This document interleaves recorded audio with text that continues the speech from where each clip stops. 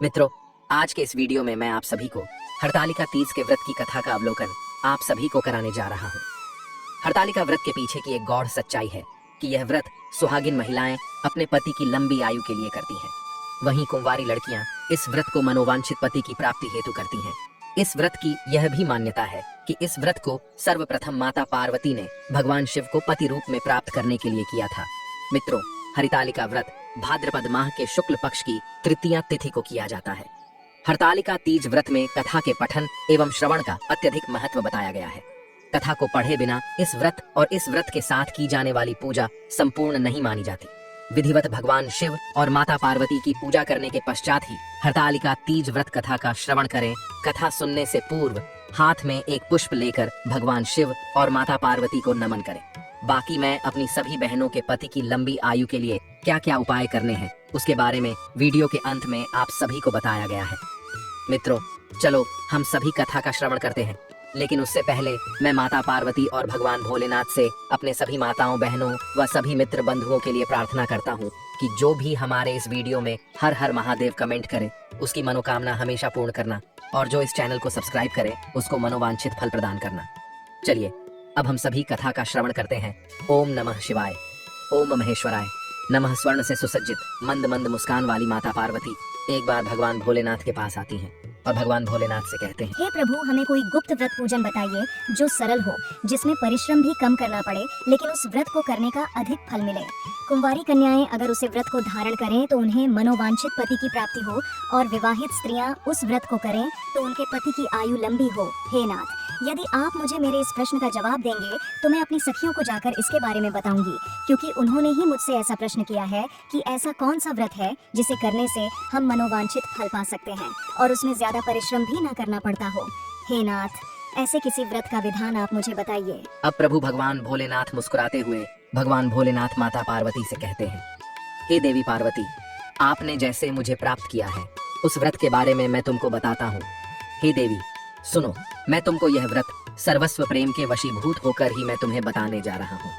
भारतवर्ष में जैसे नक्षत्र में, चंद्रमा ग्रहों में, सूर्य ब्राह्मण देवताओं में, स्वयं विष्णु भगवान नदियों में, गंगा पुराणों में, महाभारत है पुराणों और सर्वस्व में, जिस तरह कहा गया, हे देवी मैं तुम्हें एक प्राचीन व्रत कथा का अनुसरण कराता हूँ। जैसे तुमने व्रत के प्रभाव से मेरा आसन प्राप्त किया है, मैं तुमको बताता हूँ। हे देवी पार्वती, इस व्रत में संयुक्त शुक्ल पक्ष की तृतीया तिथि को इस कथा का अनुष्ठान करने मात्र से समस्त स्त्रियां पापों से मुक्त हो जाती हैं। हे देवी पार्वती, तुमने आज से कई वर्षों पहले हिमालय पर्वत पर इस व्रत को किया था। यह वृत्तांत मैं तुमको सुनाता हूँ। तब माता पार्वती जी ने पूछा, हे नाथ, मैंने यह व्रत किया था, परंतु आज तक किसी ने भी इस व्रत का बखान नहीं किया है। यह तो मेरे लिए बहुत ही शुभ है, परंतु यह सब मैं आपके मुंह से सुनना चाहती हूँ। अब भगवान भोलेनाथ कहते हैं, हे देवी, आज से कई वर्ष पहले पर्वतों में श्रेष्ठ हिमगिरी पर्वत के आसपास तरह तरह के वृक्ष लगे हुए थे। नाना प्रकार के फल और अनेक प्रकार के पशुओं का निवास स्थल वह पर्वत ही हुआ करता था। हिमगिरी पर्वत पर कई सारे देवता प्रसन्न मन से आते थे और कुछ गंधर्व भी आते थे और उस पर्वत पर नाचा और गाया करते थे। अब भगवान भोलेनाथ कहते हैं, हे देवी पार्वती, तुमने एक संत के रूप में पर्वत पर तपस्या की थी। हे देवी पार्वती, तुमने निर्जला व्रत किया था। प्रति माह में तुम में बैठी रहती थी और वैशाख श्रावण के महीने में जब जल बरसता था तब भी तुम वैसे ही बैठी रहती थी। तुमको इस अवस्था में देखकर तुम्हारे पिता तुम्हारा दुख इस तरह से सहन न कर पाते थे। आपको ही वह दिन रात याद करते रहते थे। आपके लिए ही वह बड़े दुखी रहते थे और आपसे गुस्सा भी रहते थे, क्योंकि आप एक राजा की पुत्री थी। इसलिए सभी आपके पिता को कहते थे कि इसके पिता एक राजा है और अपनी पुत्री को सन्यासियों जैसा जंगल में छोड़ रखा है। अब भगवान भोलेनाथ आगे कहते हैं, हे देवी पार्वती, एक दिन मुनिश्रेष्ठ देवर्षि नारद जी उस समय तुम्हें देखने के लिए गए।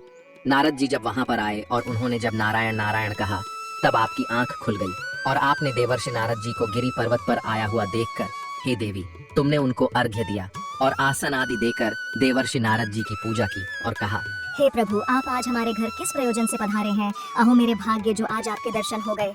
तब देवर्षि नारद जी ने कहा, हे देवी पार्वती, आप साक्षात रूप की देवी हैं। हे देवी पार्वती, मैं भी आपके दर्शन पाकर धन्य हो गया हूँ। अब इतना कहकर वह देवर्षि नारद जी वहां से चले गए और उन्होंने जाकर यही बात भगवान विष्णु से कही। तब भगवान विष्णु ने अपनी दिव्य दृष्टि से देखा तो उन्हें भी देवी पार्वती बहुत सुंदर दिखी। तब उन्होंने देवर्षि नारद जी से कहकर देवी पार्वती के पिता हिमगिरी के पर्वत के राजा अपने विवाह का प्रस्ताव देवर्षि नारद जी के माध्यम से पहुंचाया। जब श्री हरि विष्णु भगवान का संदेशा लेकर देवर्षि नारद जी हिमगिरी पर्वत के राजमहल में पहुंचे, तब उन्होंने कहा कि हे पर्वतराज, आपकी पुत्री पार्वती के रूप पर मोहित होकर भगवान श्री हरि विष्णु आपकी पुत्री से विवाह करना चाहते हैं। संपूर्ण लोक में भगवान श्री हरि विष्णु जैसा दूसरा और कोई भी नहीं है। स्वयं ब्रह्मा और इंद्र भी भगवान विष्णु के समान नहीं है। इसलिए मैं तो यही कहूंगा कि आप अपनी कन्या का विवाह भगवान विष्णु के साथ ही करवा दीजिए। मैं आपके पास भगवान श्री हरि विष्णु का यही संदेश लेकर आया हूँ। अब पर्वतराज हिमवान कहते हैं कि हे महर्षि नारद जी, यदि आप ऐसा कहते हैं तो मैं अपनी कन्या का विवाह भगवान विष्णु जी के साथ अवश्य करवाऊंगा। अब पर्वतराज हिमवान के मुंह से इतनी बात सुनकर वहां से आकाश में विलीन हो गए और अपने अन्नदाता पिताम्बर शंख चक्र और गदाधारी भगवान विष्णु जी के पास जा पहुंचे। वहां पहुंचकर देवर्षि नारद जी ने हाथ जोड़कर भगवान श्री हरि विष्णु जी को प्रणाम किया और उनसे कहा, हे प्रभु सुनिए, आपके बताए अनुसार मैंने आपका विवाह हिमवान पर्वत की कन्या पार्वती जी से पक्का कर दिया है। अब इस बात को सुनकर भगवान श्री हरि विष्णु जी बहुत प्रसन्न हुए। अब उधर हिमवान ने माता पार्वती के पास जाकर कहा, हे पुत्री, मैंने तुम्हारा विवाह भगवान विष्णु जी के साथ करने का देवर्षि नारद जी से निश्चित कर लिया है। अब अपने पिता की बात सुनकर माता पार्वती बिना किसी उत्तर को दिए ही अपना पूजा पाठ करके अपनी सखी के साथ घर को चली गई। अब भगवान भोलेनाथ कहते हैं, हे देवी पार्वती, तुम मन ही मन बहुत दुखी थी और जमीन पर बैठकर दुखी होती हुई विलाप करने लगे। तुम्हें इस प्रकार दुखी देखकर तुम्हारी सखी तुम्हारे पास आई थी और उसने पूछा था कि हे पार्वती, तुम क्यों इतनी दुखी हो? इसका कारण क्या है? मुझे बताओ। तुमको तो अब प्रसन्न होना चाहिए, क्योंकि तुम्हारा विवाह तो अब जगत के पालनहार भगवान विष्णु के साथ होने जा रहा है। परंतु आप तो उदास हैं। तुम्हारी जो कुछ इच्छा हो मुझे बताओ, मैं उसको पूरा करने की चेष्टा करूंगी, इसमें कोई संशय नहीं है। तब पार्वती माता जी बोली, हे सखी, मेरी जो कुछ अभिलाषा है उसे तुम प्रेम पूर्वक सुनो। मैं एकमात्र केवल भगवान शिव को ही अपना पति बनाना चाहती हूँ, इसमें कुछ भी संशय नहीं है। मेरे इस विचार को पिताजी ने ठुकरा दिया है, इसलिए मैं अपने शरीर का त्याग कर दूंगी। अब माता पार्वती जी की इस बात को सुनकर सखी ने कहा कि अरे सखी, शरीर का त्याग न करो। चलो, मैं तुम्हें किसी ऐसे वन में ले चलती हूँ जहाँ पर तुम्हारे पिता को पता न जा सके।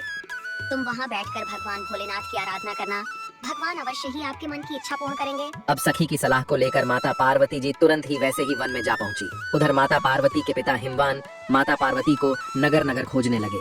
राजा हिमवान ने अपने सभी राज्य में घोषणा करवा दी कि पार्वती को जो भी ढूंढेगा उसे सोने के सिक्के दान दिए जाएंगे। अब राजा हिमवान ने मन ही मन सोचा कि मैंने देवर्षि नारद जी के समक्ष अपनी पुत्री पार्वती का विवाह श्री हरि विष्णु जी के साथ करने का मैं प्रतिज्ञा कर चुका हूँ कि मैं अपनी पुत्री का भगवान विष्णु के साथ अवश्य करवाऊंगा। अब ऐसा सोचते सोचते गिरिराज हिमवान मूर्छित होकर गिर पड़े।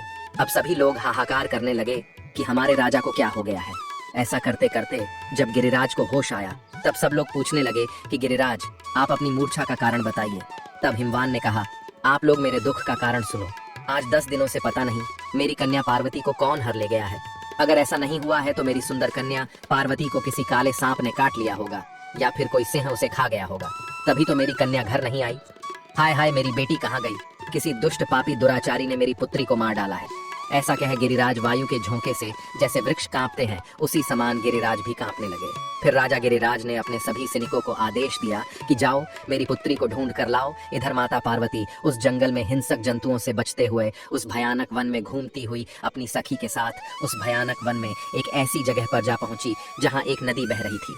अब भगवान भोलेनाथ कहते हैं, हे देवी पार्वती, तुमने उसी स्थान पर एक जहाँ से नदी बहती थी, वहाँ पर मेरी प्रतिमा बनाकर अपनी सखी के साथ निराहार रहकर मेरी आराधना करने में जुट गई। और जब भाद्रपद शुक्ल पक्ष के तृतीया तिथि तक तुमने मेरा विधिवत पूजन किया और रात भर जागकर गीत वातादि से मुझे प्रसन्न करने में बिताया। तुम्हारे व्रतराज के प्रभाव से मेरा आसन डगमगा उठा, जिससे मैं स्वयं ही उस स्थान पर जा पहुंचा जहाँ पर आप अपनी सखियों के साथ में मेरी आराधना कर रही थी। वहाँ पहुंचकर मैंने तुमसे कहा कि हे देवी पार्वती, मैं तुमसे अति प्रसन्न हूँ, बोलो तुम क्या चाहती हो? हे देवी पार्वती, तब तुमने कहा था कि हे स्वामी, यदि आप मेरी भक्ति से प्रसन्न हैं तो आप मेरे पति बने। तब आपने तथास्तु कह आप पुनः कैलाश पर्वत पर वापस चले गए। हे देवी पार्वती, मेरे जाने के बाद तुमने मेरी प्रतिमा नदी में प्रवाहित कर दी और अपनी सखी के साथ उसमें व्रत का पारायण किया।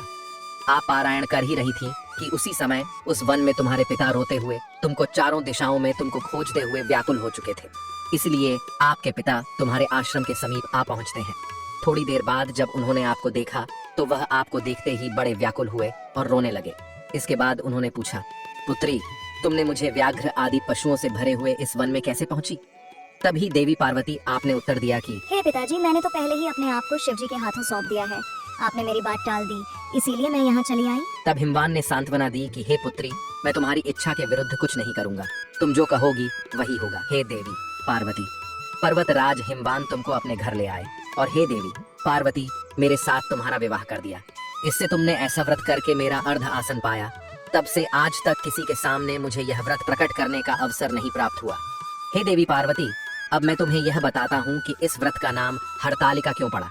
हे देवी पार्वती, जब तुम अपने पिताजी को नहीं मिली, क्योंकि तुमको तुम्हारी सखी एक वन में ले गई थी, वो भी किसी को बिना बताए, इसे हर के ले जाना कहते हैं, इसीलिए इस व्रत का नाम हरितालिका पड़ा। अब माता पार्वती जी कहती हैं, हे प्रभु, आपने हरतालिक व्रत का नेम हरतालिका क्यों पड़ा? इस नाम के बारे में तो बताया, अब इस व्रत की विधि भी बता दीजिए। इस व्रत का क्या पुण्य फल प्राप्त होता है? यह व्रत कौन कर सकता है और कौन नहीं? और ऐसा व्रत करने से पति की उम्र लंबी होती है या नहीं? तब भगवान भोलेनाथ माता पार्वती जी कहते हैं, हे देवी, स्त्री जाति की भलाई के लिए मैं उत्तम व्रत बताता हूँ। जो स्त्री संभोग से अपनी रक्षा करना चाहती है, वह यत्न पूर्वक इस व्रत को करे। किले के खंभे आदि से सुशोभित एक सुंदर मंडप बना ले, उसमें रंग बिरंगे रेशमी कपड़ों से चंदा लगाएं, चंदन आदि सुगंधित द्रव्यों से पर मंडप लिपटाए, फिश आखिरी मृदंग आदि बजाते हुए बहुत से लोग एकत्रित होकर तरह तरह के मंगलाचार करते हुए उस मंडप में माता पार्वती तथा शिव जी की प्रतिमा स्थापित करें। उस रोज दिन भर उपवास करें, बहुत ही सुगंधित फूल, मनोहर धूप, नाना प्रकार के फल आदि को एकत्रित करके मेरी पूजा करें और रात भर जागरण करें। इसके अतिरिक्त नारियल, सुपारी, नींबू, लौंग, अनार, नारंगी आदि जौ और कुछ फल जो प्राप्त हो सके उन्हें इकट्ठा कर लें। उस आरतू में जो फल तथा फूल मिल सके विशेष रूप से रखें। इसके बाद धूप दीप आदि से पूजा प्रार्थना करें और बोले, हे शिवे स्वरूपिणी, हे मंगले, सब अर्थों को देने वाली देवी शिव रूपिणी, आपको सदा के लिए नमस्कार। हे देवी, संसार के भय से मेरी रक्षा करो। कामना की पूर्ति के लिए पार्वती माता, पार्वती जी तथा भगवान शिव जी का पूजा करें। तंत्र विधि पूर्वक कथा सुने और ब्राह्मणों को वस्त्र, स्वर्ण आदि का दान करें। इस तरह से ग्रसित होकर स्त्री पुरुष दोनों एक साथ पूजन करें। हूँ देवी पार्वती, जो भी स्त्री इस प्रकार पूजन करती है वह सभी पापों से दूर हो जाती है और उसे 7 जन्मों तक 2 शुभेंदु प्राप्त होता है। जो स्त्री हरतालिका के दिन व्रत नहीं करती है, अन्न भक्षण करती है, तो वह 7 जन्म तक बंधी रहती और उसको बार बार विधवा होना पड़ता है। हे देवी पार्वती, इसलिए प्रत्येक स्त्री जाति को इस व्रत को बड़े ही देख रेख से करना होता है, अन्यथा इसके दुष्परिणाम भी मिलते हैं। हे देवी पार्वती, यही थी आपके जीवन काल में मुझे पाने की कथा। अब माता पार्वती कहती हैं, हे प्रभु, आपने सत्य ही कहा है। सचमुच मैंने ऐसा ही व्रत करके आपको प्राप्त किया था। और जो भी स्त्री निर्जला हरतालिका व्रत को पूर्ण करती है तो उसके जीवन में कभी दुर्भाग्य नहीं आता है। उसे मनचाहे वर की प्राप्ति होती है तथा सुहागिन महिलाएं अपने पति की लंबी उम्र के लिए इस व्रत को कर सकती हैं। इससे मनोवांछित फल की प्राप्ति होती है। मित्रों, यही थी हरतालिका व्रत की कथा। मित्रों, आप सभी को यह वीडियो कैसा लगा हमें कमेंट करके अवश्य बताना और कमेंट सेक्शन में जय श्री भोलेनाथ लिखना मत भूलना। साथ ही मित्रों, इस वीडियो को अपने सभी मित्र बंधुओं के साथ शेयर भी अवश्य करना ताकि उनको भी ऐसी जानकारी के बारे में पता चल सके। खास तौर पर हमारी सभी माताएं और बहनें वह इस वीडियो को अपनी सखी सहेलियों के साथ अवश्य शेयर करें। मित्रों, अगर आपको वीडियो तनिक भी पसंद आया हो तो आप हमारे चैनल को सब्सक्राइब भी अवश्य कर लें। बाकी मित्रों, आप सभी लोगों का वीडियो को यहाँ तक देखने के लिए दिल से धन्यवाद।